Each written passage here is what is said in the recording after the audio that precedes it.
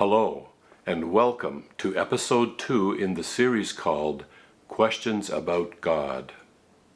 In this second episode, we will think about the question, how can we find God? If someone asked you how to find God, what would you say? People often believe that the true religion is the one that they are already practicing in their own culture. But there are many different cultures and many different religions, and the people in each religion think their religion is the true one. When we examine the most important beliefs of each religion, we see that they contradict each other, so they cannot all be true. For example, in Hinduism there are many gods, but in Islam there is only one God. Most religions believe that something good can happen to you after death if you live the right way. But Christianity teaches that God is so pure that no matter how good we try to be, we can never earn eternal life and purification from sin and shame. Instead, it is a gift from God to anyone who trusts in Jesus Christ and what He did. So how do we know which religion is true, and how can we find God? I would like to suggest 2 different areas to explore. The first is to ask the right questions, and the second is to think about ways God might be calling you to get your attention. Let us begin by looking at the kind of questions you can ask when trying to figure out which religion is true. If we imagine all the major religions organized on a long table, some might have very little evidence or none at all, and one might have very powerful evidence. The first question to ask is this: what reason do I have to believe the holy book of each religion comes from God? Is there any rational justification for thinking a particular holy book from a particular religion contains information that came from God? Some holy books of some religions might say that God revealed these things directly to the writer of that book, but how do we know that this is true? Is there a way to test if what they said came from God or was just their imagination? For example, there are prophecies made in the oldest parts of the Bible that we know were written more than 2,500 years ago about the coming of Christ. These prophecies said He would come from Bethlehem, that He would be crucified and rise from the dead, and that God would be valued at 30 pieces of silver. All these prophecies were recorded in the Old Testament part of the Bible, so we know they existed before the time of Christ.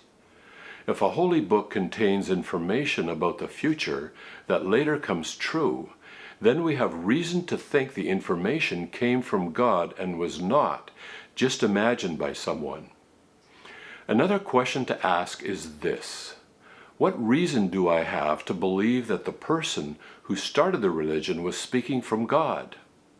If God has actually revealed things about Himself through an historical figure, there should be something about that person that would give us good reason to believe he is speaking from God and not just having a vision in his own mind. We will come back to this question in the next episode, for it is an extremely important one. Another question to ask is this: what kind of God does the religion describe?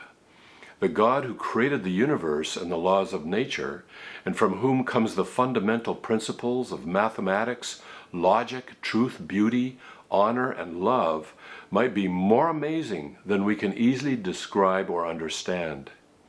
If someone is going to start a new man-made religion, it would be foolish to invent a God they could not even explain to people. Therefore, we should expect that a false religion will have a god or gods that will be easy to describe. The Greek gods would be an example. They fought and disputed among themselves and behaved very much like human beings. We can conclude, therefore, that the Greek gods were just a result of human imagination. The God of Christianity, however, is a Trinity who is 3 persons but one. That is very difficult to understand. Therefore, the Trinity is not likely to be something a person would invent if they were starting a religion. It might be a sign of the true religion if the God of that religion is not easy to describe.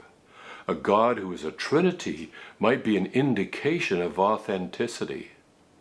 One last question we can ask is this: is there anything highly unusual about a religion? For example, a man-made religion requires first a person who will start the religion, and then the religion follows later from his teachings. That should be obvious. But an extremely unusual fact about Christianity is that it is the only religion in human history that began thousands of years before its central figure, Jesus Christ, stepped into human history.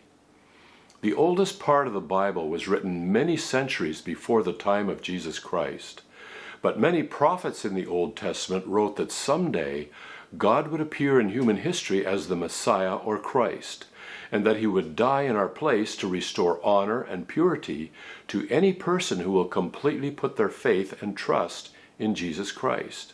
It was also prophesied that he would rise from the dead and return to heaven, coming back again at the end of history. We know from the Dead Sea Scrolls, some of which were written before the time of Christ, that those prophecies actually existed before the time of Christ.